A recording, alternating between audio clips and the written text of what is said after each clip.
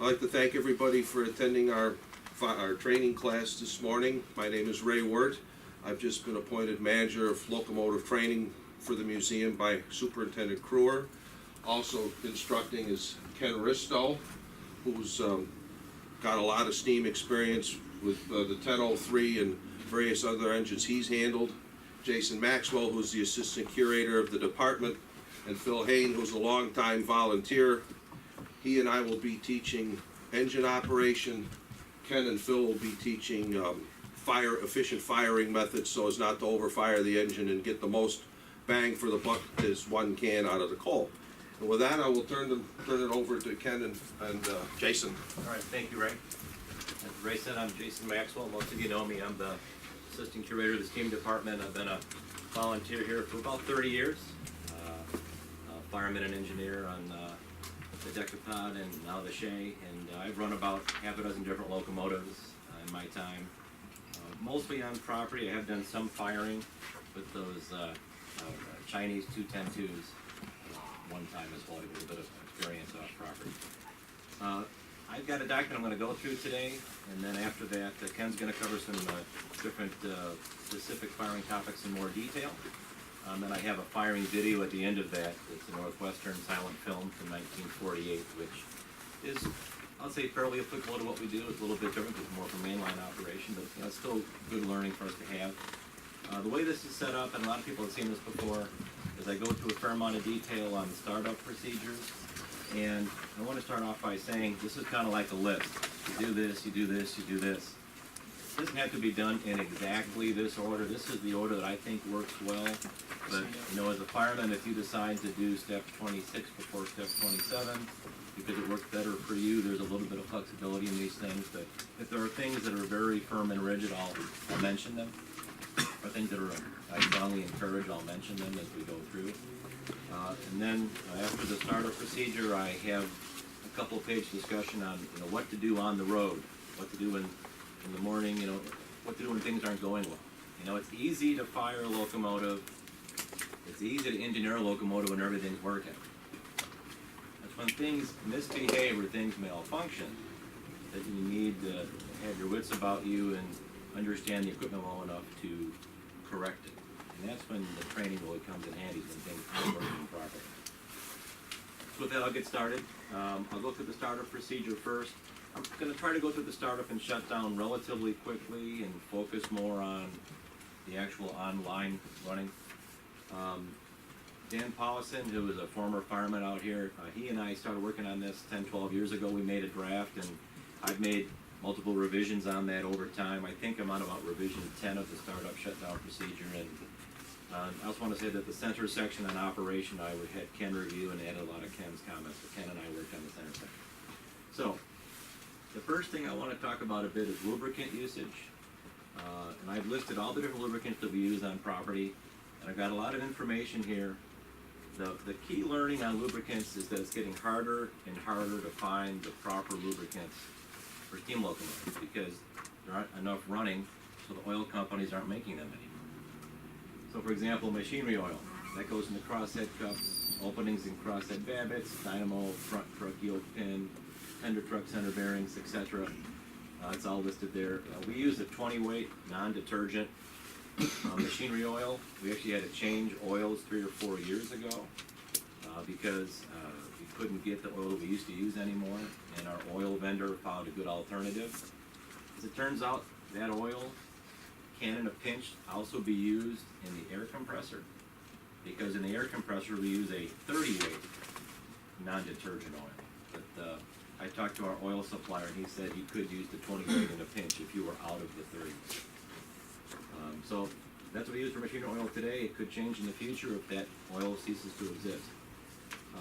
Superheater or valve oil as we call it, that goes in the mechanical lubricator and the hydrostatic lubricator. We use a Chevron cylinder oil. We used to use a Chevron cylinder oil with an ISO 1000 weight oil. It's not available anymore. We now use what's called the Phillips 66/Conoco compounded gear oil 1000. There's been a lot of discussions on various sites out there like RYPN and different things on what's a good valve oil, what's not a good valve oil. I've talked with Conrad on the subject, Dave Conrad. He's used that oil. He's happy with it. I've done a lot of my own personal research on this. You need an oil that really sticks to the metal and sticks to things. You might see the engineer in between runs. You might rub his finger quick on the piston rod or the valve rod to look for a film of oil. If you have a film, you're getting lubrication. The key is to have a little bit of paraffin and a little bit of tallow mixed in the oil. And this oil has paraffin and tallow, so it's a good oil. Interloop Company also has a couple of different oils. I list them as alternatives. We've tested them. They do work. I just keep using the Phillips because we've been using it for a while. As I mentioned before, the air compressor oil is very similar to the machinery oil. We use a 30 weight instead of the 20 weight like the machinery oil. It's a very similar oil. It goes in air compressor, power reverse, bell, firebox door. I actually list specific part numbers on this because this is also on the document for the future. If I get run over by a bus and people don't know what oil to buy, it's listed in here. Buy that oil. Okay. Can you scroll it down for me? Go ahead. For number 3, Yeah. we talked about this last week, that automatic transmission fluid is an acceptable lubricant for air brake parts, meaning the air side of the air compressor. Okay. It's a Westinghouse approved lubricant. We use it in 1003. Okay. It's straight ATF in the That's air good to know pumps. too. So Okay. I wanna throw it in there because let's say we completely ran out of all this oil, no option left. If we had ATF on the property, you could use that in the air cups. It would be just the power reverse cup, bell ringers, Okay. Any air operated anything appliance. air operated ATF is an acceptable That's lubricant good. for those devices. I'll go ahead and I'll throw that in here as another ad. And this is one of the things we're doing today too. Is we want to get Too. more learning from more people. You know, so if oils are suddenly not available, if we can't buy those oils, maybe we'll switch to ATF. So thanks for adding that, guys. Car oil or journal oil. We used to use Journal Tech from Chevron. It's not available anymore. You know, I use a specific Phillips 66 AAR 963. It's an oil that Tom researched along with our oil supplier. It's a good oil for journals because friction journals are basically extinct. So it's tough to find good oil for them. I'll move on to greases here. We use Texaco Multipack EP2 soft grease. There's also an EP1 soft grease. That's like used like in machinery and so forth in the machine shop. The EP2 is the oil we use on the Decapod and I've used for a long time. The Decapod has lots of soft grease fittings. I know that when Ken first started to volunteer, Ken wondered why there's so many grease fittings on this engine. I said, well, I guess the Frisco liked grease fittings. So, but it has over 100. It probably has more than most pieces of equipment, I would imagine. Hard grease. A lot of guys that run know we've gone through all sorts of iterations on hard grease, trying to find a hard grease that works well. Texaco High-Tex soda block grease was the best stuff. It was discontinued a long time ago. We tried grease from Interlube. We tried grease from Steam Services of America. We didn't like them. On the 1225 group, as we were very frustrated not being able to get good grease, they found a company that will make it in batches of 2,000 pounds at a time, minimum size.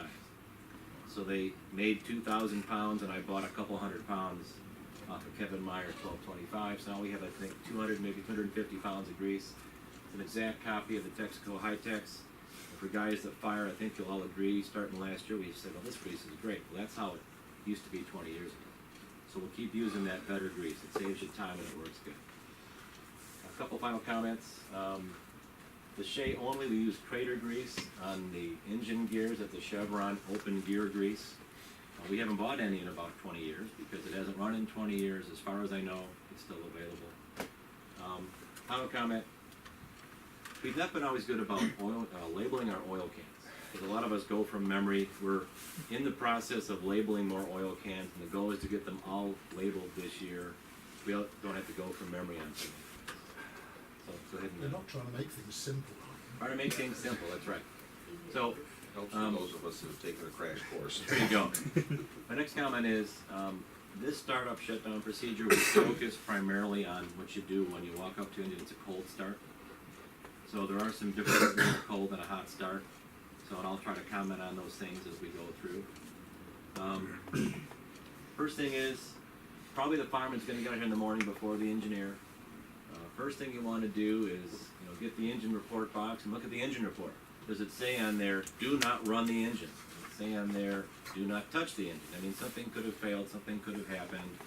Don't just start working on it without checking the engine report. You wanna bring that over by the locomotive so the engineer can look at it later. And you may wanna get a key for the diesel tank that's over by B&G when you're in the shop. Because every so often you go to start a fire and there's no kerosene left, and you gotta go run over and go grab some. Make sure you put up the blue flag and lock out the steam switch diverging before you do any work. We are trying to be more and more rigorous on blue flag rules on property. Harold's really pushing that. It's for your protection, so please do it.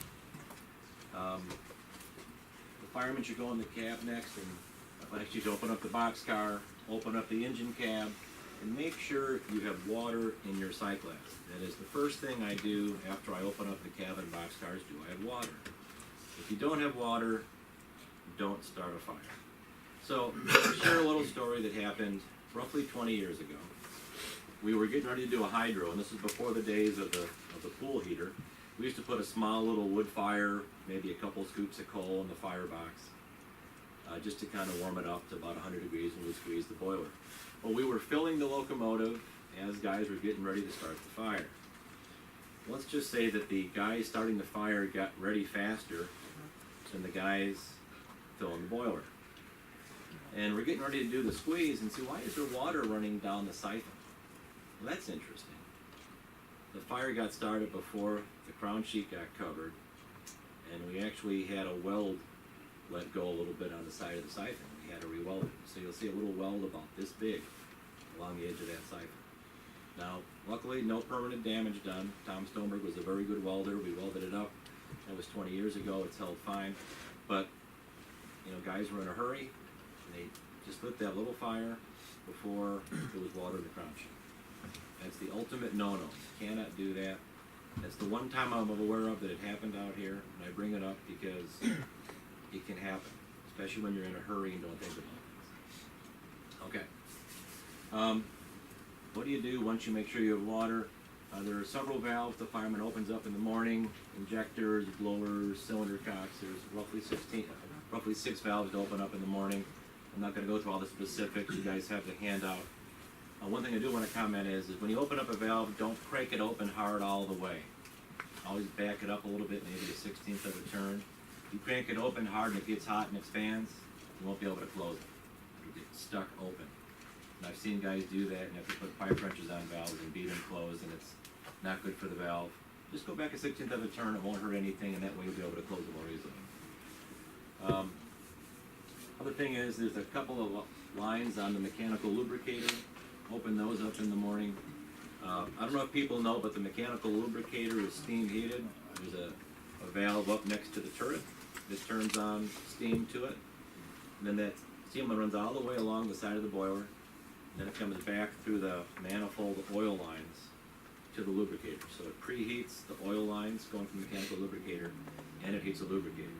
There's a shut-off and a drain on that mechanical lubricator. Sometimes guys forget to open those valves in the morning or don't open up the line in the turret. So we tend to run in the summer, but I can tell you if it's 40 out, or I've started the engine up in the 20s a couple of times, it's nice to have that extra heat going through that oil so it starts to flow. Yeah. Go ahead. Got a question. I'm going to keep rolling along here. You keep the firebox door locked, so unlock the firebox door. The fireman should not unlock the throttle. Should unlock the firebox, leave the throttle to the engineer. Okay.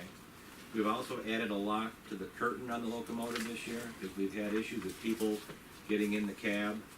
One year someone decided to open up the bottom valve on the water column and drain the boiler partially.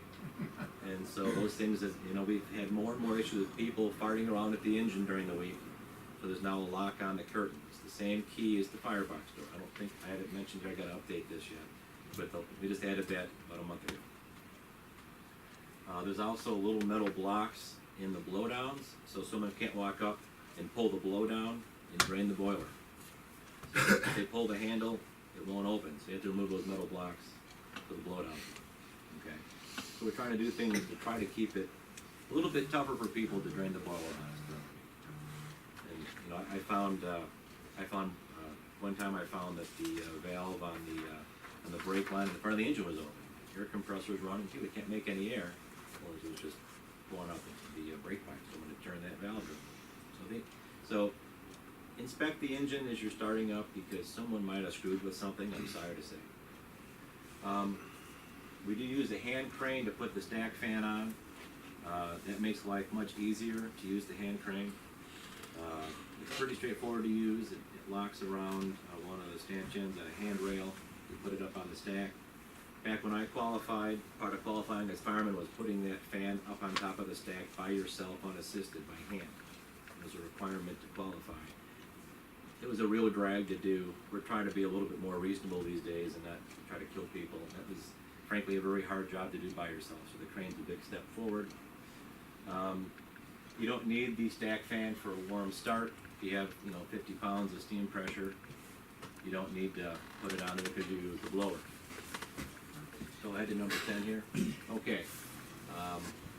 If it's a cold start, you're going to want to fully shake your grates, and you're going to want to do a firebox inspection. Okay. If it's a warm start, the engine's probably been banked. Okay. If it's a warm start and it has not been banked, then you would still fully shake your grates. Okay. And we've had some discussions on how much coal you put in the morning and so forth. What we're recommending people do right now is there's no bank, fully shake the grates. On a cold start, you go in and do your firebox inspection, and I'll cover that in a minute. You do not do a firebox inspection on a warm start unless you poke your head in and look around, but you don't need to crawl in and walk around. It's pretty hot in there. So there's, boiler pressure on the engine. I've done firebox inspections. I've changed grates on hot engines, and it's really hot. Let's keep that to a minimum. It's a hot start. Just poke your head in, look around for anything obvious. If you don't see any obvious leaks, call it good. So if there's a bank, typically with our current banking practice, which is not fully defined yet, the bank should be on the front half of the rear center grate. So with the bank, I would shake all three grates back and shake the two rear ones. We want to put 2 to 4 inches of coal on the grates. And I think what we're learning is leaning toward 2 is better than toward 4. Too much coal, it's slow to light, and then it becomes a runaway once it finally does light. So I would say probably 2 to 3 is a lot better. Try to avoid getting too much fire in there. I do like to try to make sure the grates along the back are sealed. Sometimes guys leave about this much of a gap between the coal and the back head, because you gotta kind of throw the coal under because of the slow back head. And if you have that little area open, the fire does not catch as well. And again, if there's no bank, you put fresh coal everywhere. Again, I'm thinking 2 to 3 inches deep is probably good. Now let's talk about firebox inspection. Assuming it's a cold start and you actually crawl in there and walk around, what are you looking for? You're looking for leaky stables, looking for leaky tubes, looking for any evidence of a crack or a white mark between stables, or maybe something happened. You're looking for a white mark or maybe a drop of water or a little bit of leakage around a rivet head. You want to look for broken grates. You want to look for broken arch brick. I don't say this in here, but you want to take your flashlight and you want to hold it right along your sheets. Look for any waviness in the sheets, because by having the light at a very, almost parallel to the sheet, you can really see any irregularity in waves, any corrugation in sheets. The Decapod has an excellent firebox. Dave Conrad has told me it's one of the best fireboxes he's seen. It's still one of the best fireboxes around. That's why we're very lucky to have that engine. The firebox came here in great shape. We have many years left on the firebox, so we're lucky. Let's keep it that way by not mistreating it, to Ray's earlier point. Following inspection again, put down 2 to 3 inches of coal. And I say be careful not to make the fire bed too deep on a cold start. That will cause issues. Better to have a thin fire on a cold start. I'm going to go down to steps 13 to 14 here, Jeff. There's a few different techniques I've seen people do once they get the coal in there. I tend to make a pile of paper and wood in the middle.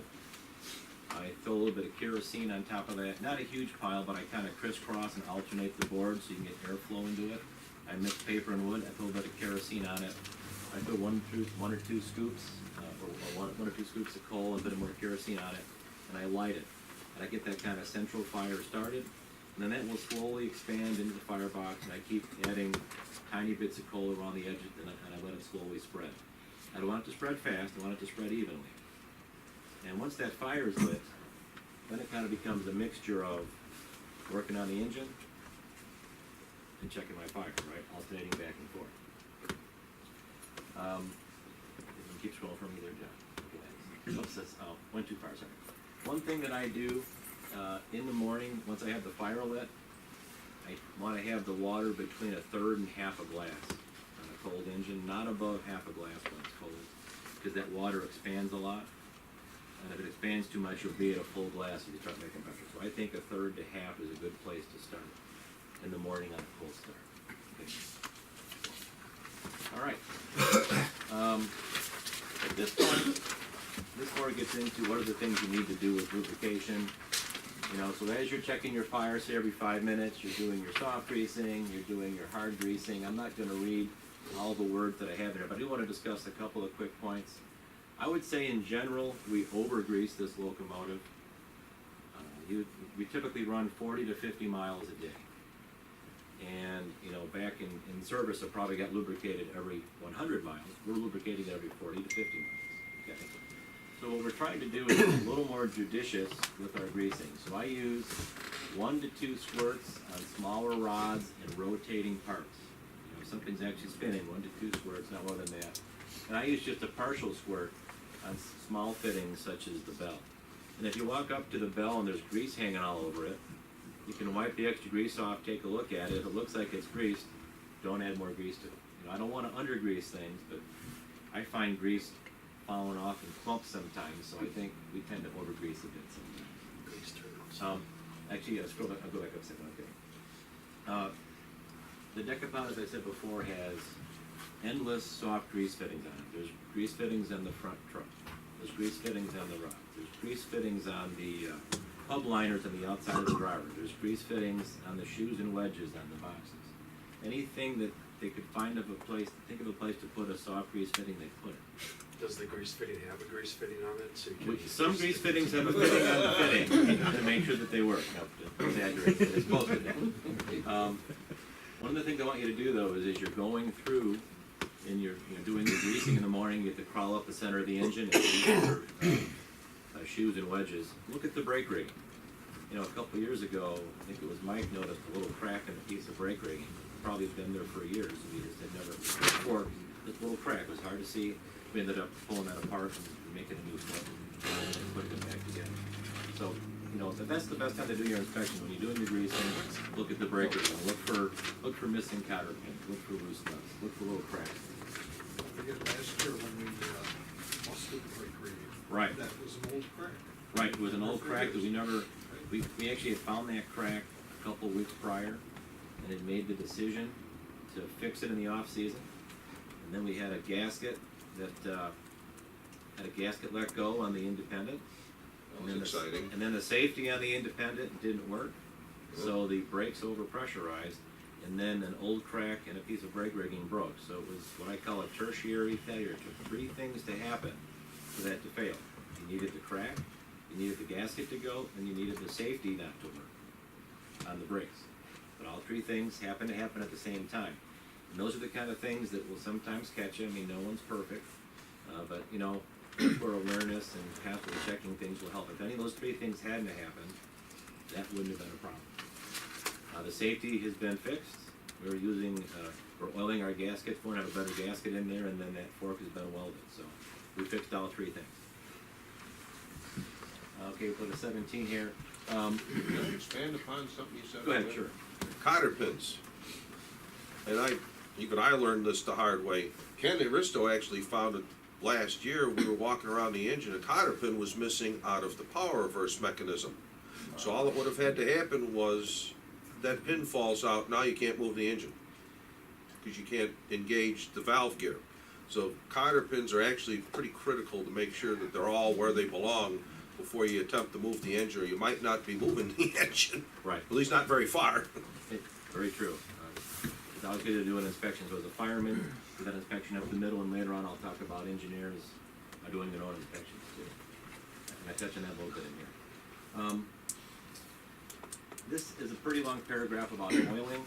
I'm not going to go through every little piece of oiling that we do. It talks about filling the mechanical lubricator. It talks about filling the hydrostatic lubricator, I believe, in here. But read through all the different oils that we use, mechanical lubricator, power reverse, so on and so forth. We've started to do more oiling of the spring rigging. We're doing some oiling, like on the brake shoes and things that we did not used to do. There's different schools of thought on oiling some of these parts, like oiling springs, oiling spring rigging, and so forth. Some railroad best practice was to never oil them, and some railroad best practice was to oil them. And I've started oiling the spring hangers and so forth, because I don't know if anyone remembers this, but about 2-3 years ago, we had a spring hanger fail on the front truck. And we had to pull the locomotive in, drop the front truck in that moon rail, jack it up, and replace the spring hanger. Luckily, we had a spare spring hanger out in front of the shop, out in the pile of spare parts. And what happened was that hanger's pin was never lubricated, and it kind of seized in place, and it broke. So now, especially all the pins and all the spring hangers, I'm oiling those. As an engineer, I'm oiling those every time I run. Let me see here. I do have a comment. We'll oil leaf springs on occasion throughout the summer. I'm not making that a requirement every single day. It's more of if the engineer wants to do that, that's fine. I'm not going to make it a requirement at this point. I do want to comment on the dynamo. The dynamo is kind of the forgotten stepchild of things to oil. And I remember when I was trained as a fireman, no one even ever mentioned looking at the dynamo. And so we use a machinery oil in the dynamo. If you look at the dynamo, there's two different oil caps on it. One says medium weight oil and one says clean oil. So that's what it tells you to use. Clean on this side and medium on that side. So I'm not making that up. Yeah, So, I was just so, thinking. so we just use Medium's machinery oil. So I don't think that implies that dirty's okay on the other one. Oh, shoot. So we're just gonna go with our machinery oil on the dynamo. We're not gonna worry about this. Either side. I put machinery on both sides. Okay. Keep scrolling through that. Let's say one Go thing, ahead. because I'm gonna jump in with safety stuff all the time. That's fine, go ahead. And, okay, if you're gonna climb up on top of the locomotive, obviously, be aware of your footing. Always have a hold of something, so when you do slip, hopefully you're gonna catch yourself. But more importantly than that, we can do pretty much anything we want down in the steam yard. But if you're up on station track 2, remember, you're running on an electric railroad, and there is the trolley wire overhead. So before you climb up on top, no matter where you are, look first, just to make sure. Same goes for if you're gonna be handling the rakes or the fire irons from the tender up on station 2. You certainly don't want the handle end to go up high enough to touch the wire. It only happened once. Only once. So again, look to see where you're at. Thanks for adding that. I was gonna talk about the rakes. I think we sometimes forget that we are an electric railroad.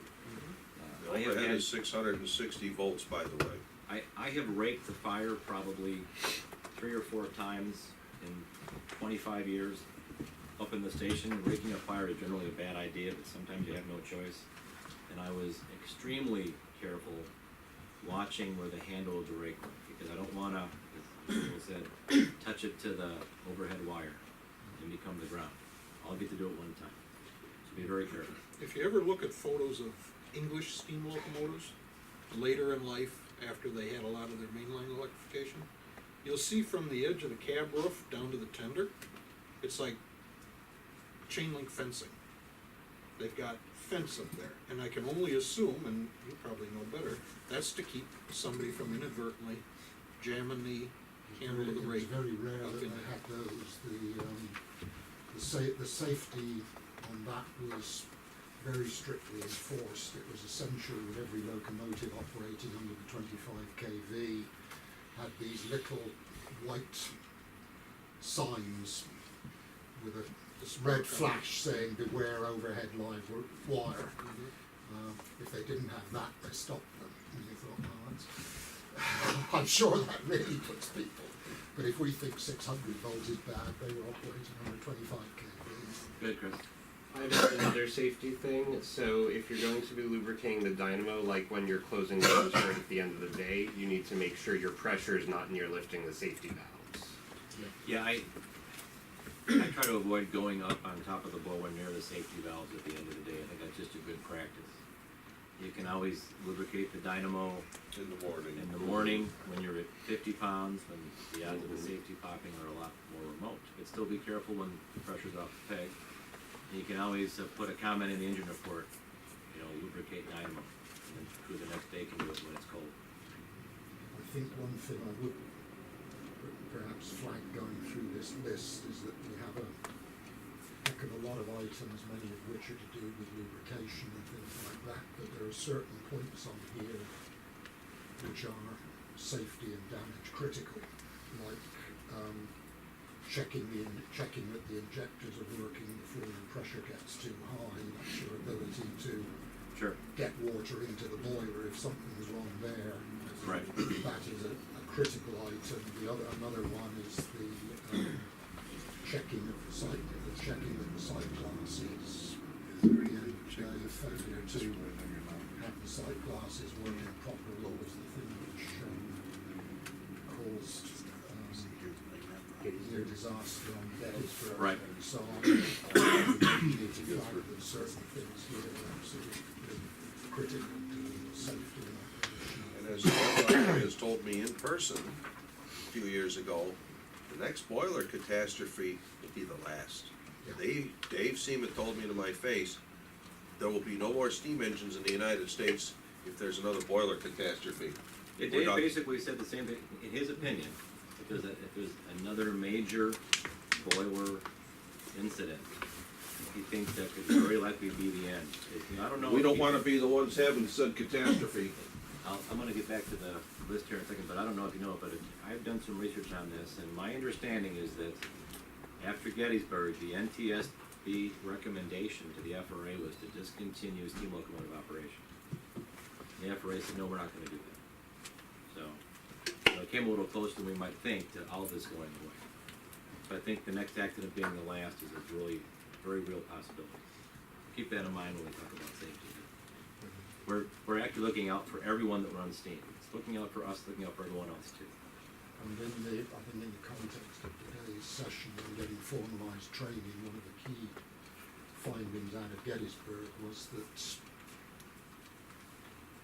training had if any, had become very informal and passed from one person to another in a non-structured form. With the result, key items had been lost. And Gettysburg was also violating a lot of rules and best practices. And I don't want to delve too far into that, but per FRA rule, you have to clean sight glasses every year, you have to clean tricox every year, you have to clean the passages out every year. We have to renew tubular sight glasses it's every 90 days, like every 90-day inspection. For us, it's every year. In Gettysburg, their sight glass was plugged and not working properly. They only had one of 3 tricox working properly. They didn't have working injectors and were using an electric pump to add water. So that's, they tried really hard to do everything wrong and were successful.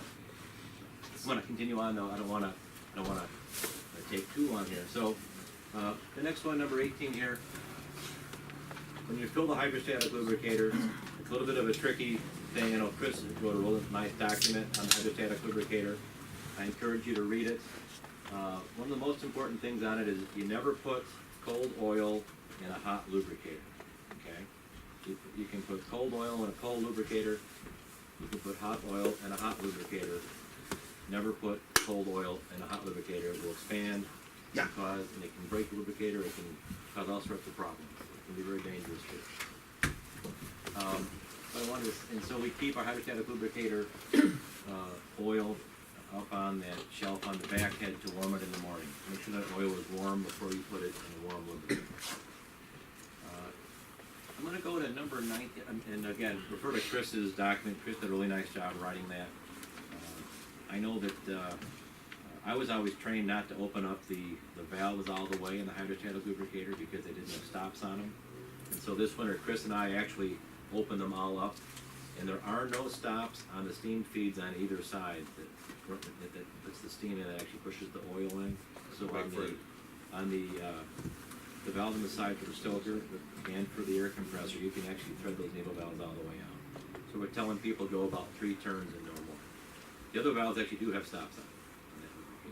I have not checked the shade, I have not disassembled the shade to see if they have stops, but I would say open up a valve 3 turns and no more on the hydrostatic lubricators, other than the shut off on the turn.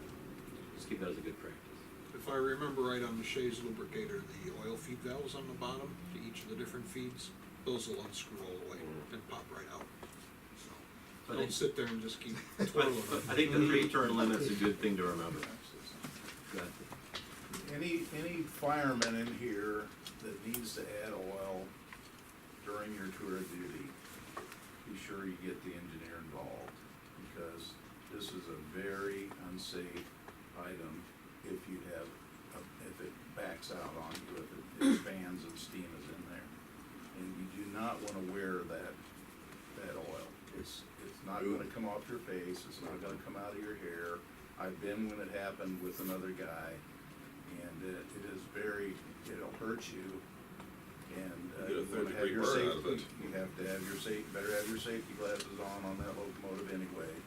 But it's just a real touchy thing, and if you have to add during the day, make sure you have help. And make sure the guy that's helping you, or person that helps you, it knows what they're doing. I think that's a good ad. Thank you. And just Okay. even, it's common sense, but with like a lot of things, when you are putting oil into it, don't stand in front of it, stand on the side. So if it does mess up, it's gonna go that way and not this way. And wear safety glasses, wear a hat. Nice. That'll protect you to some extent. And, you know, we have face shields in the shop. If people are really concerned and they wanna wear a face shield, by all means, I work in the chemical industry, we use face shields all the time at work. If people wanna wear a face shield, if they're doing that hot, we can certainly keep one of those in the cab. I mean, I have no problem with It has PPE. paraffin in it, the steam oil has paraffin in Right. it, it will not come off. That's true. And he and I were adding some to the shade a few months ago, and it happened. It happened to people with experience. It burped on us cold. It burped on us, it was cold. It still burped on us in the shade. It can't happen. Shay's notoriously for puking the oil out of the filled port, the filled, And I haven't filled it in about 20 years, and I was in a hurry, and it was cold, and I puked a little bit on it. Luckily, it was cold. The next one I'm gonna delve in a little bit further. Water treatment is now added by the person adding water to the tender. You do not add treatment in the morning unless you are treating water added by you. We used to add in the morning, we always added a set amount. We had all sorts of problems with water treatment. Sometimes we had too much, sometimes we had too little. Sometimes we had foaming, sometimes we didn't. So now we have a dipstick, we measure how much water we add. I have that little chart that tells you how much boiler treatment and oxygen scavenger to add. And it should be checked at the end of the day, and it should be added at the end of the day. I can't emphasize this enough. We had a little bit of foaming at the end of the year. Now, I check water treatment twice during the year, and then I checked it again at the end of the year for total dissolved solids. I have a tester I keep at home for that. And then once or twice a year, I send in a water sample to the water chemist that we buy the water treatment from, and the boiler treatment from. And they do a complete analysis. They look at, you know, pH, they look at excess sulfite in the water, they look at, you know, potassium OH level. They do several different tests on the material, or on the water, I should say. And I have to tell you, our water at the end of the year is not right. It is not right because the treatment wasn't put in right. That water had too much boiler treatment in it and not enough oxygen scavenger. I'm going to harp on this a bit because last year, in 2017, when we put the different levels of water treatment and boiler treatment in place, it worked very well. You have to follow what's on that sheet. Don't guess. Follow the sheet. Don't deviate from that sheet. We were too high in boiler treatment. We were too low in oxygen scavenger. At the end of the year. We're pretty far off. Our pH was too high, that can cause caustic embrittlement. Our excess sulfite was too low. I'm a chemical engineer, so I get into the chemistry of things more than some people do, so. But, you know, these are not good things for the boiler. I've read through a lot of documentation from the 40s about how to treat boilers, and I think we're in a good place if we follow the instructions. So I'm really pushing on this, follow the instructions that we have. Are we doing something to get decent and clearly marked jugs for the water treatment? It's one thing that is a problem from time to time, is that we have jugs which are very imprecisely marked, if marked at all, or go missing. Typically, what I do is I just add both of them to the same jug at the same time. But then you need to know, okay, I need a half a gallon of this and a gallon of that. Then I go up to half a gallon, then I go to a gallon and a half. I have my correct components. And that could be, maybe people are making math mistakes when they're adding. We could maybe have two separate jugs that are clearly labeled. At times the jugs went missing, or the jug replacement jugs didn't have Right. clear markings on them. I think that that's a good add. I think that's a good follow-up, that we'll get better containers to use that are clearly marked to try to eliminate potential mistakes. Okay, I don't want to spend too much time. Let's scroll along here, Jeff. I think there's a couple of these things are, okay, I'm gonna talk about, once you come off the peg, so now the fire's warmed up, you're doing lubrication, you're actually trying to get some pressure. Close the mechanical lubricator drain line. Once it's off the peg, I've seen people forget that, and steam's hissing out for a couple hours, and just remember to close the drain lines and things. When the pressure gets to around 30 psi, you can take off the stack pan and remove it and get the blower going. I've seen people do it at 20 psi, I've seen people do it at 40 psi. Around 30 is fine. When you open up the blower drain valve below the blower drain valve below the running board, open that up first. When you open up the blower in the cab, otherwise you're gonna shoot water and soot out the stack. There's tons of condensate in blower oil. So there's a blower drain line right below the running board on the fireman's side. You open that up, you turn on the blower valve in the cab, it pushes all the condensate out. And then with that line on, you gradually close that valve and start getting steam going out in your stack. You might get a little bit of water burping out the stack. Now that's on the decapod. The Shea is significantly worse. It pukes and burps all the time.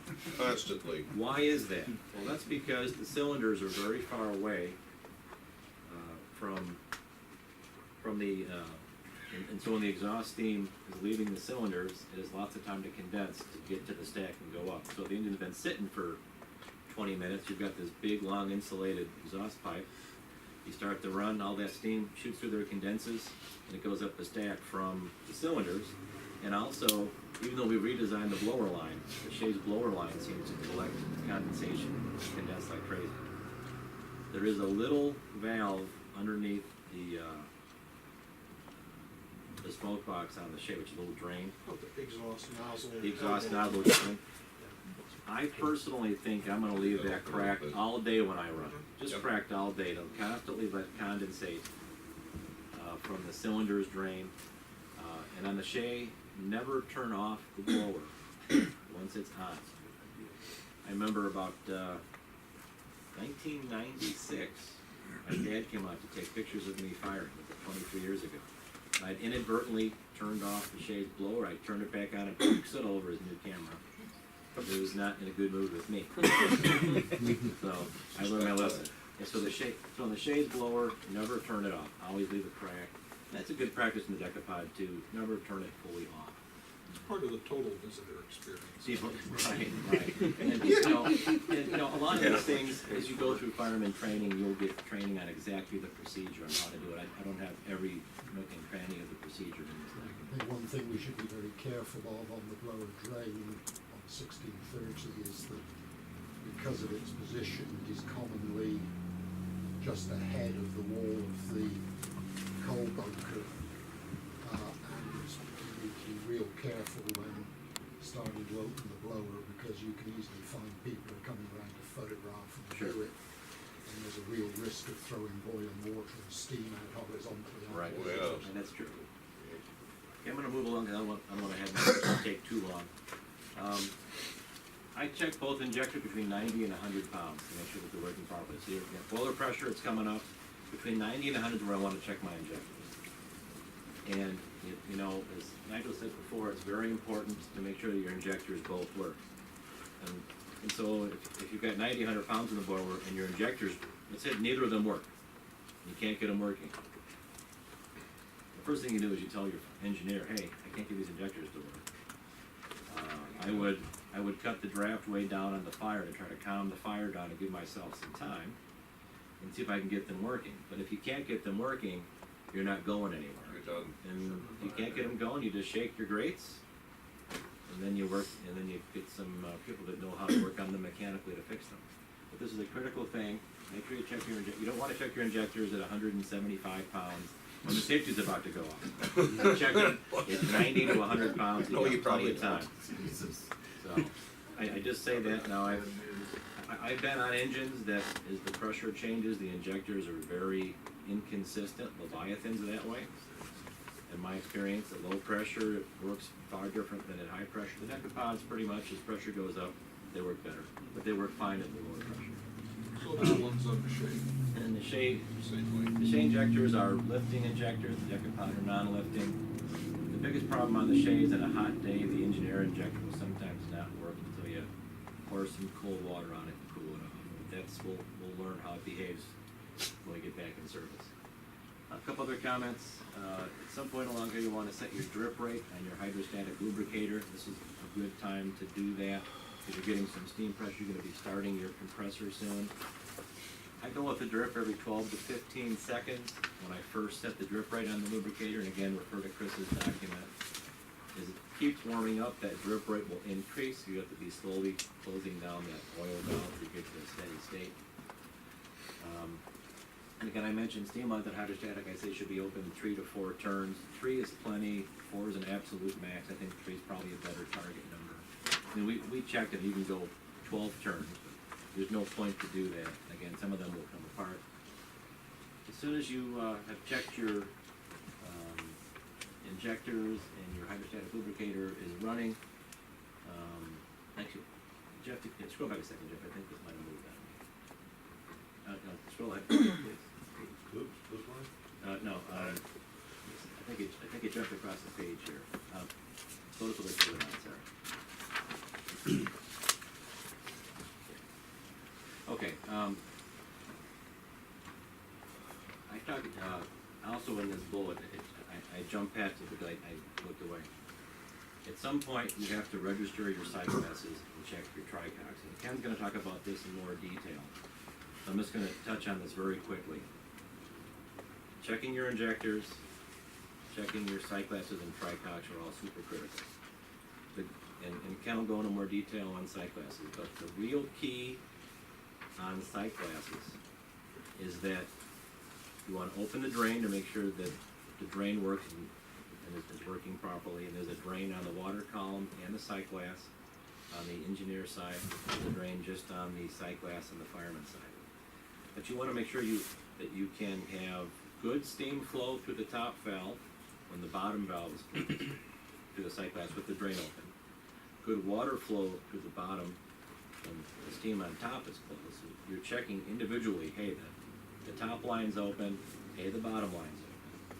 And then you want to close both valves and make sure both seal, okay? So when the top is open, the bottom is closed, there should be a lot of steam coming out.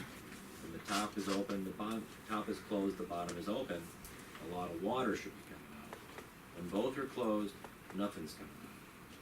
You do that, you know your steam line's open, your water line's open, and both valves work. It's only happened one time, but about 15 years ago in the morning, our tubular glass cracked at about 100 pounds. I wasn't here, but Ralph was able to shut it off. I had to replace the glass that morning. The tubular glasses, on occasion, will break. The reflux glass on the fireman's side, those almost never break. Okay, sorry, Jeff, go ahead. Okay, we talked about hydrostatic lubricator, air compressor.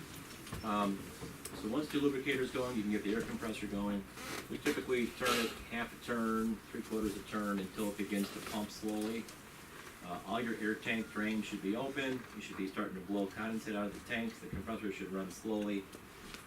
After a minute or two, you can close all your bleed valves, and you can gradually start to turn the compressor valve up.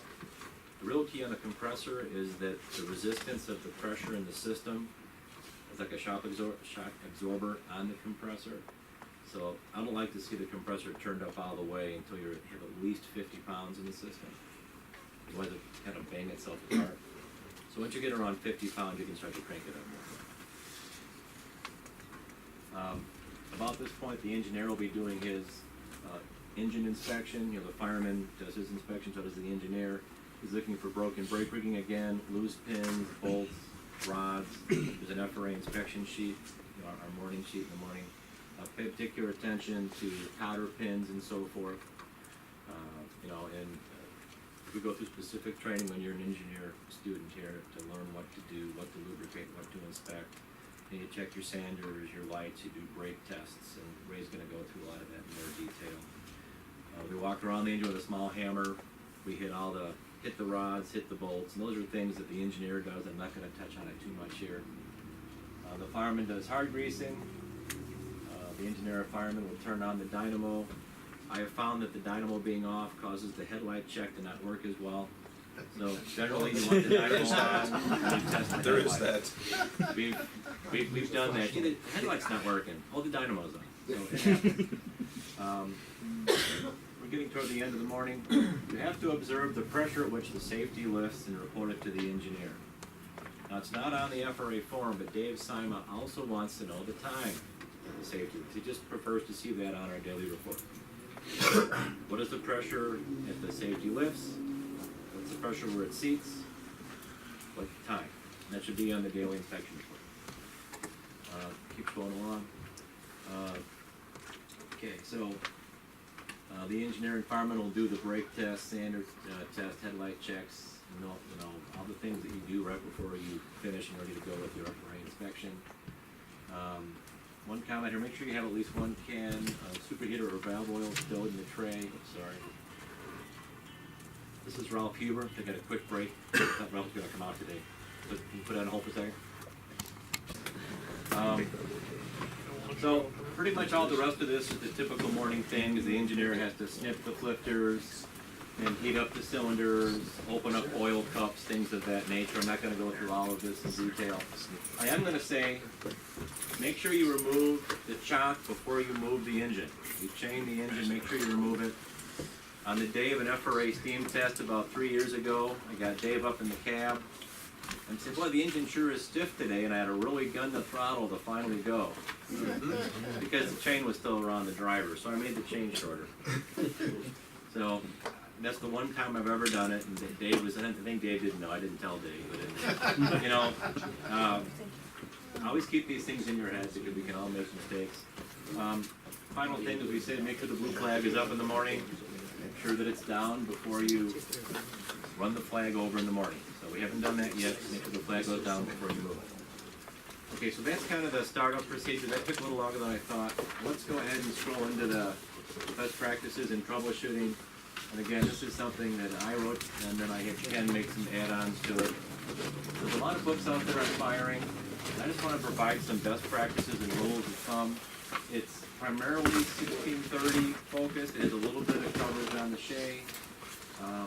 Everyone will develop their own firing style over time. This is not meant to be all-inclusive.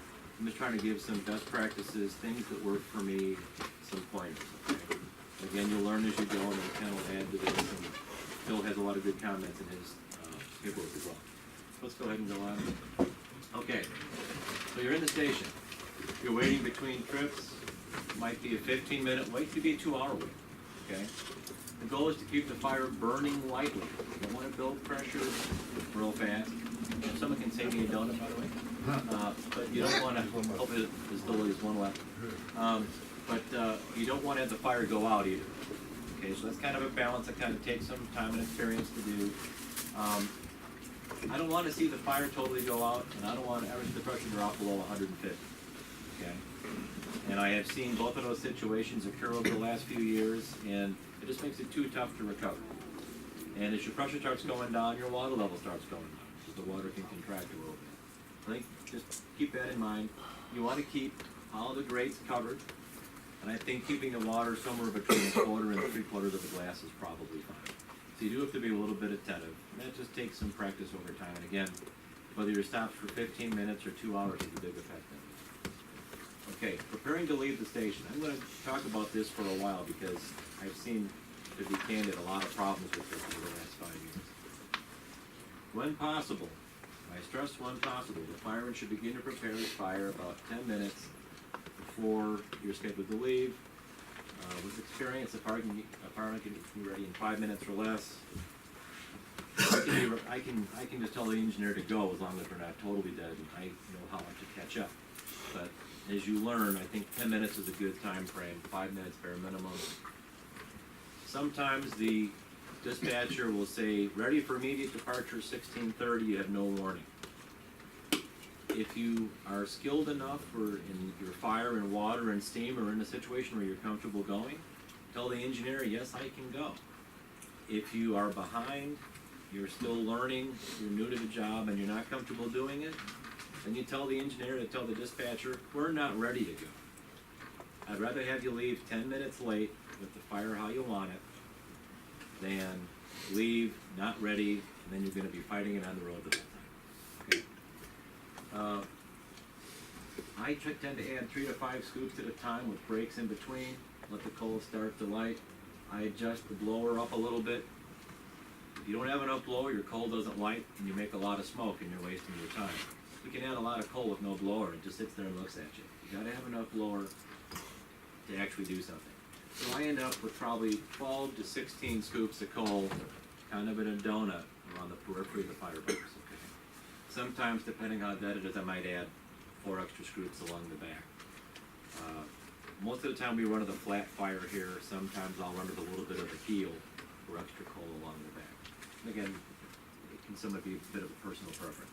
The goal is a thin ring of coal along all the sheets. Also fill any big holes in the fire, make sure all your grates are covered, okay? And then I kind of let that go, and I see how it behaves. You know, you should start to make a little bit of pressure, it should start to get going. If it's not getting going, you can adjust your blower, because, you know, every batch of coal can be a hair different. Maybe you need a little more blower, maybe the particle size is a bit bigger, and you'll kind of learn that with experience. What I will typically do then, immediately before the train is leaving, I'll spray 3 or 4 scoops of coal up the center. You can bounce the shovel off the bottom of the door, you can throw it in and spin the shovel. There's all sorts of different shoveling techniques that you will learn with experience.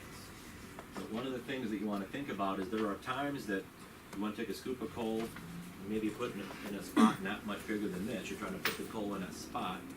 And then there are times you're trying to take that scoop of coal and spread it over something that's a quarter the size of this table. You're just trying to get a thin coat. That gives you a quick burst of heat. What I'll also tell you is that the way we run out here, a thin, even fire tends to be best.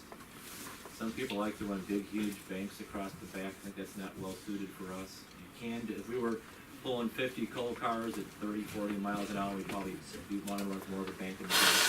We're not doing that. The thing I would say is that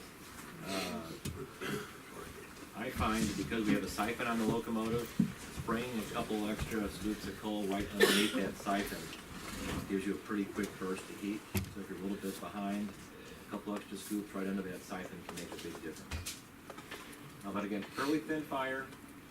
When you're leaving the station, I think you should be between a half a glass and a 3/4 of a glass with at least 170 pounds of pressure.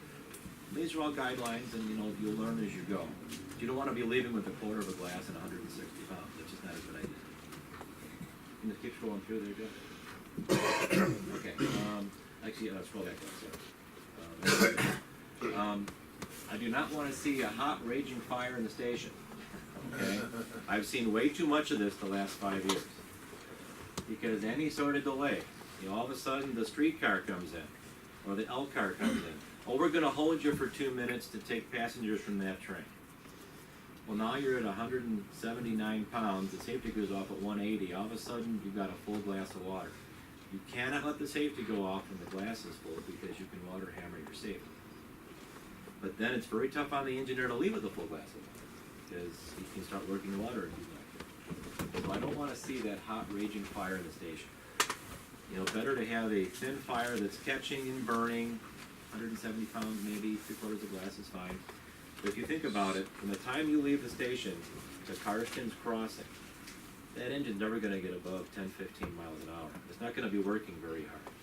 You have plenty of time to get your fire where you want it before the engineer opens it up to Karsten.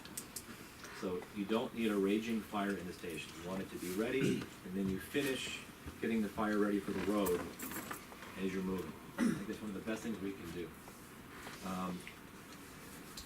Use the injector and blow down as necessary to maintain the water level if a trip is delayed. Don't let a safety go off.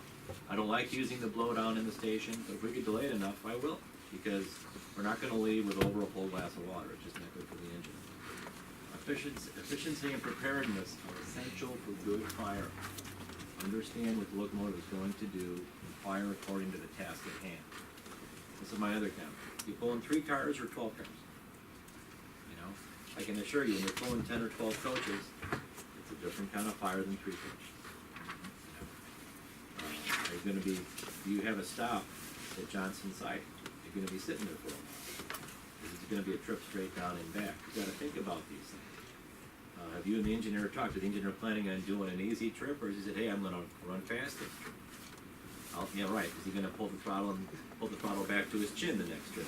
You know, so talk to the engineer and understand what the Only game on a plan. new fireman. All right. I don't do that. So hopefully we've done everything right. Now we're on the road. As I said before, once you leave the station, the fireman should continue to monitor his fire, water level, steam consumption to ensure that he is firing as needed. Steam consumption is pretty low until you leaving the station. But you need to have it ready by Karsten's. Typically, we're going to accelerate pretty briskly from Karsten's. We're going to use a fair amount of steam. And then when we're going 30 miles an hour or a fast 30 going down the railroad, we're going to have more steam consumption. And what I find is a combination of pattern firing and filling the holes typically works best. Going down the road, I add 2 to 4 scoops of coal at a time. Really focus. I'm not bailing. And everyone has to occasionally. But there's really no reason to throw 12 scoops of coal. Throw in 2 to 4 scoops. If you haven't thrown coal in the front for a while, throw a couple of scoops to the front and hit 2 holes. Put your butt in the seat and wait a minute and see what it does. That coal doesn't catch instantly. In fact, sometimes green coal can cool down your fire. Throw in those 4 scoops, give it a minute. Okay, that didn't do anything. All right, well, add 4 more. But do it in steps. Don't just bail all at once, okay? Dark areas and very bright areas are the spots that are going to need coal. If it's totally out, it's dark. It could be a hole. You might see a small depression. It looks kind of like small particles, very bright. The fire's coked there. It's going to need coal there soon. I want to put a little coal there, okay? You can have a roaring fire with a small hole or an exposed grate, and you will not make pressure in that boiler. I don't know how touchy all engines are, but in my experience, most engines with even a small hole don't like to make pressure. As soon as you fill that hole, that engine will steam like crazy. That engine's got more grate area than it needs for its size boiler. It's got a lot of grate area.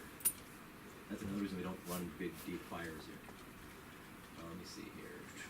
If pressure begins to drop, you can spray a few scoops. Ken and I do a lot of work trying to spray thin sprays of coal in wide areas. That's the most efficient way to fire going down the road. If you have an area that's this big, you don't have to throw like 4 scoops. You try to throw 1 and just try to spread it out. What's the reason that there's a hole in the grate there that it won't make pressure? A lot of cold air is coming in, and So it's mixed. cooling off. Yeah, and it's mixing with your combustion air and just not getting good combustion basically. So one thing I wanted to point out is if you have a hole in your fire and you can't find it, like you said, occasionally, throw, 2 to 4 scoops in. But if you fall into that trap of you've thrown so much coal in there, once, you find that hole, everything that you've just thrown in there is going to light off all at the same time. That's what else. So that's another thing you have to consider. Just try not to let it get to that point. Sure. A couple more comments, I'm gonna try to keep skipping along. I encourage people to read through this and really try to internalize this, I'm not gonna go word for word. I think that your water level should be between a quarter and 3/4 of the glass most of the time on the road. It's gonna be bouncing, but that's the range you wanna keep it in. I don't think you wanna be below 165 pounds on the road, it's a 180-pound boiler. Try to keep it above 165 if you can. Air compressor runs better, the locomotive runs better at higher pressure. And it can be really difficult to catch up if you fall behind. It can be a lot of work. And you know, if your water is low and the fire's not hot enough, add 3 or 4 scoops. But then also start the injector. So if you got low coal, or low fire, low pressure, low water, you got to keep your water up. And you know, you can always tell the engineer, hey, back off on the throttle a little bit. I'm falling behind. It's very important to anticipate what you're doing and understand what the engineer is doing anywhere on the railroad. If you're about to slow down, is the fireman going to close? Is the engineer going to close the throttle? I've seen the safety pop on firemen a lot out here, where they hit the fire pretty hard. I'm going to have to do a slowdown in 30 seconds. So I'm going to be closing my throttle and making a brake application. I've told guys, stop adding coal. I'm going to be closing the throttle here in a second. I'll sometimes yell across, hey, I'm going to be closing the throttle here in a minute, don't add any coal. So I'm trying to communicate to the fireman to anticipate what he's doing. And you know, failure to have awareness in the cab can lead to overfiring, can lead to underfiring, can lead to high water and low water situations. It can lead to the safety going off. It's really important to be prepared, think ahead, work with the engineer. Let's keep scrolling through, Jeff. I don't want to go through all of this here. Okay, let's see. Would you save the sight glasses? I'm gonna skip the sight glasses because Ken's gonna cover that. I have a lot on the sight glasses in this. Ken's gonna talk about it, the sick time we're gonna skip it. Just a couple of comments on shoveling techniques. There's lots of different ways to throw coal. Everyone develops their own technique to go to a spot, to spray the coal. It can just be a kind of a J-type throw.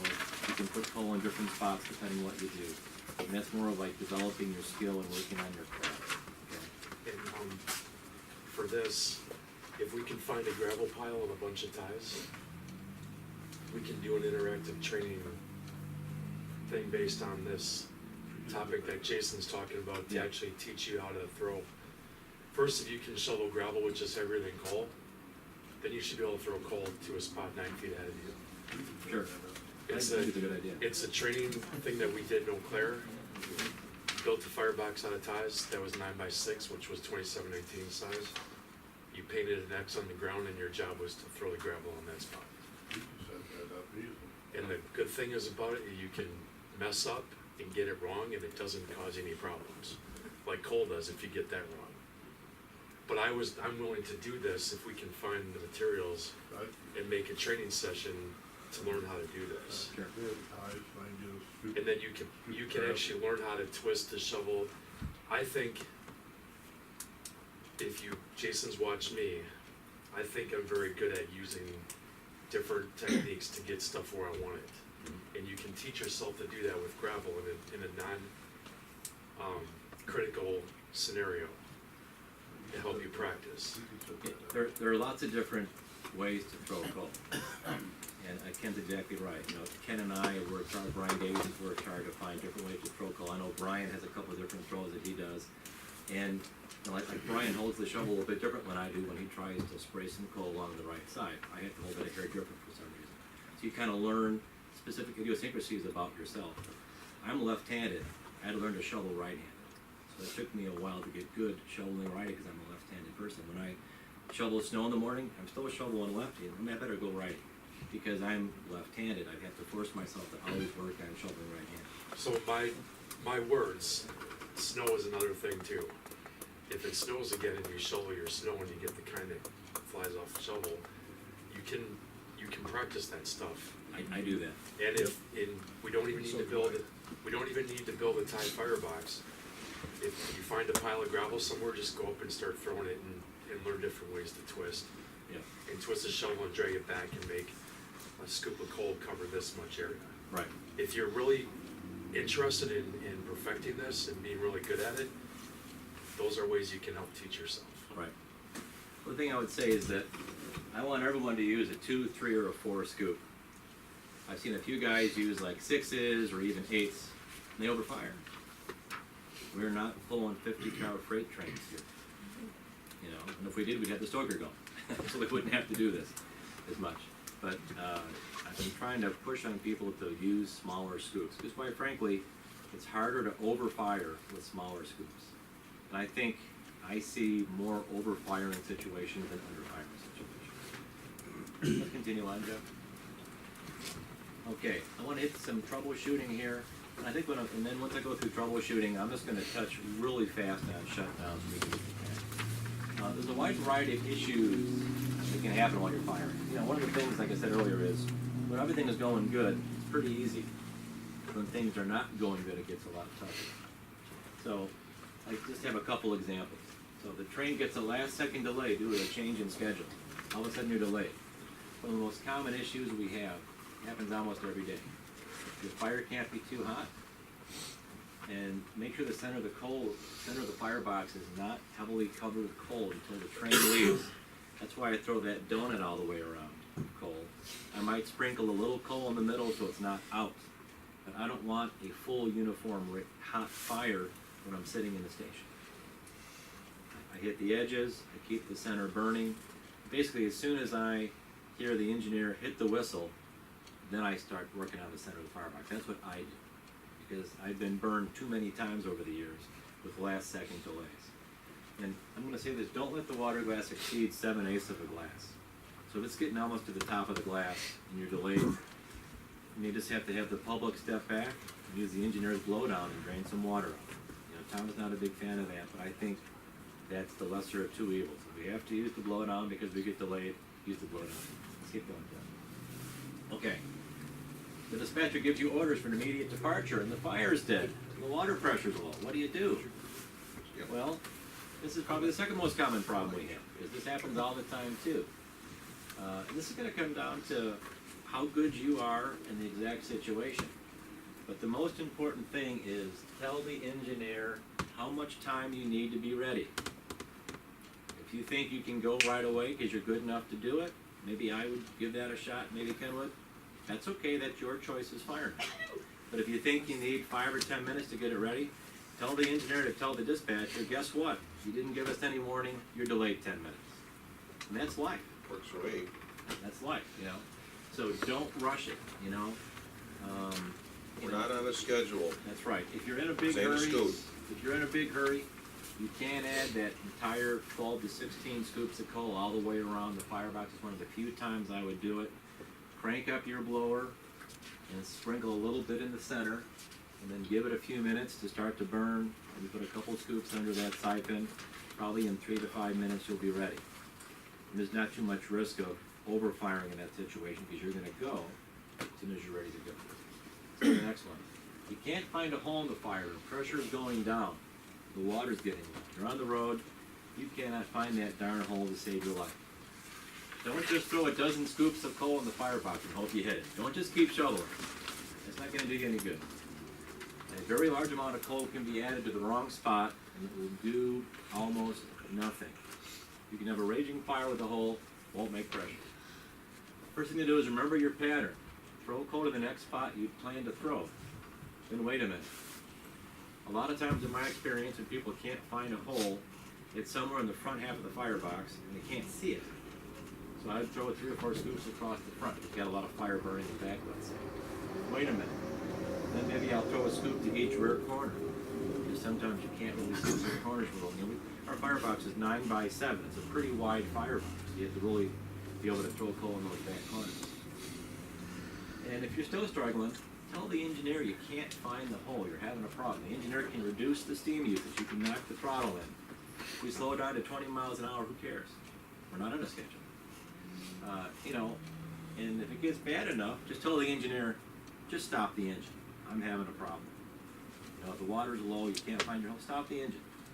Stop, figure it out, get things right, and then continue. I've seen too many people just kind of fight it, and as an engineer, I generally recognize that. and I'll throttle in, and I'll just kinda let the engine just kinda slowly slow down, or I'll ask the fireman, hey, do you need me to stop? But not every engineer is gonna be quite so attentive. So as the fireman, ask him to stop if you need to. I think that covers most of that. Let's go to the next one.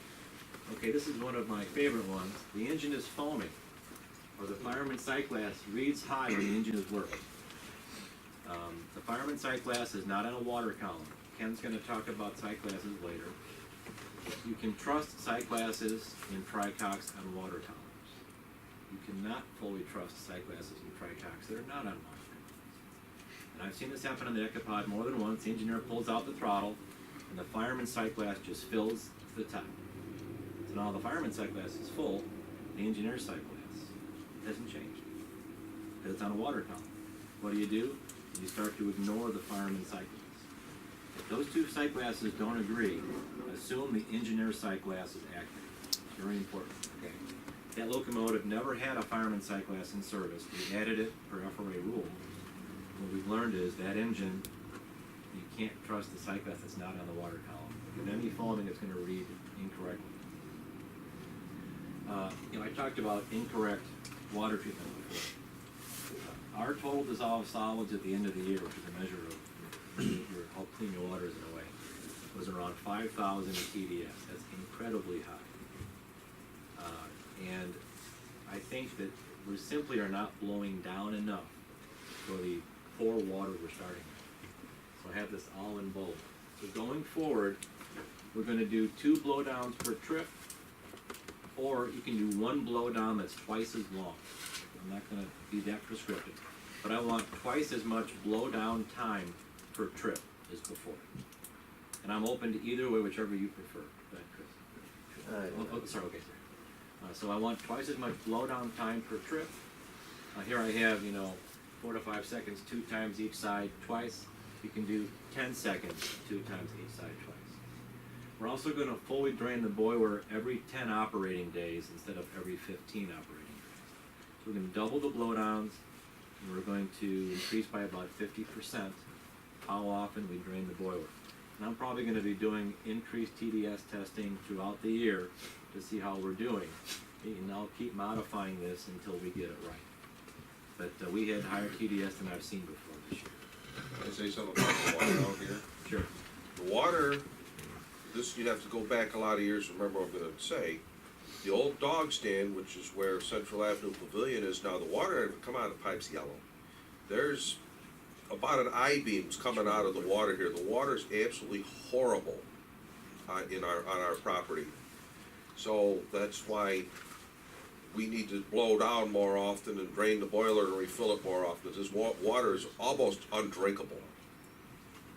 Which is why when you go into the members' restroom area, there's 14 water softeners, because that's only when the water's potable.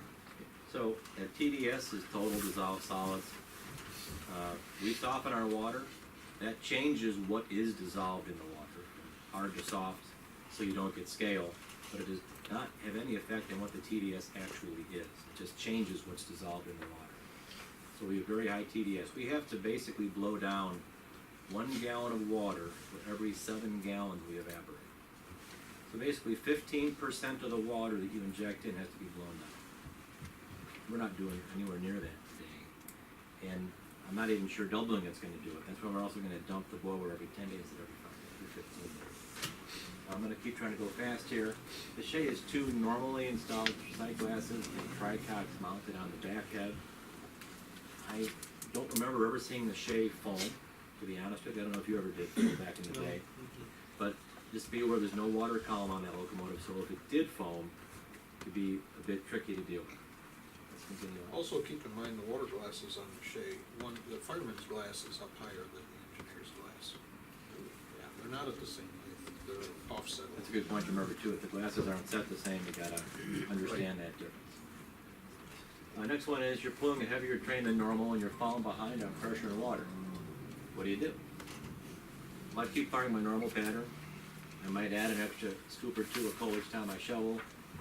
I might build a small bank in the back. If I know I'm going to be pulling a heavy train, I might put a small bank in the back. And you know, a thicker, even fire or a fire with a bank can be better when you're pulling heavier train. I've run a bank a few times when I'm pulling 10 cars or something. The other thing is, ask the engineer to back off on the throttle. Have the engineer stop if you need to, like I said before. You're in control of that fire. You need to tell the engineer to stop, go ahead and tell him. Better to stop, better to back off and run slow and get it fixed than to battle it later. Okay. Okay, so I have a shutdown procedure. I think for the sake of time, I'm just gonna hit some things really quick. Engineer's gotta spot the rods, gotta put a blue flag up, make sure the throttle's completely closed, you gotta shock the locomotive, you turn off hydrostatic lubricators, things like that. Let's continue to scroll down. You can read through all of this, okay? I have it blacked out here in bold. Make sure that you add the correct amount of boiler treatment. I harped on that earlier. Do that at the end of the day. I've got a table for the Shea, I've got a table for the Decapod, and I think I made a table for the auxiliary tender too. So you can make a dipstick, see how much water you consumed, add the right amount of chemical. Continue on. I want to touch on one other thing here. So, you know, at the end of the day, maybe the engine's going to be running the next day, maybe it's not. So depending on that situation, maybe you'll bank the engine, maybe you won't bank the engine. But out here, we want to have the water at least an inch or two above the top of the fireman's sight glass. And that can be a little bit tricky to estimate, but when you open and close that glass, you should see it going significantly past the top of that glass. Another check is if you open and close the engineer's sight glass, you might see some bubbles in the line, if you're a couple inches above the top. We want to be above a full glass when we put the engine away, whether it's hot or cold, you want to be above a full glass. And I want to be between about 150 and 165 pounds of pressure with a relatively quiet fire. If you have a bank the next day, you know, if you're going to be banking, then you just have to watch that bank. You want to add that bank and cap the stack fairly quickly. You don't want that bank to catch. Okay, if that bank catches, you're going to have problems. I've had safeties go off 2 hours after I shut down the engine because that bank slowly caught, and finally caught, and the safety found. And I want to correct myself too. I misread this. I want 1 or 2 inches above the top of the sight glass when the engine is running the next day. I want 2 to 3 inches. Add an extra inch when it's not going to be running the next day. We've had a couple of situations where we come back a week later and we're real low on water. So a little extra water, we're not going to be running for a week. We should not drop more than 5 pounds at a time when we're adding water, sitting there, and then let it come up 5 and then drop 5 again. My final comment on this is that some guys bring the engine in to put it away, and they come in at 155 pounds and a quarter glass of water. You're going to be there for a long time putting that engine away. You want to come in at probably 165 pounds and 7/8 of a glass of water. Then you'll be putting it away much quicker, and that comes with experience. Okay. Let's continue on here. If I have any other final comments, I'm just about done. I commented on the banking. We don't have a specific banking procedure in place yet. I know Ken's a big advocate of pretty specific banking procedures, and we're probably going to get more specific with that over time.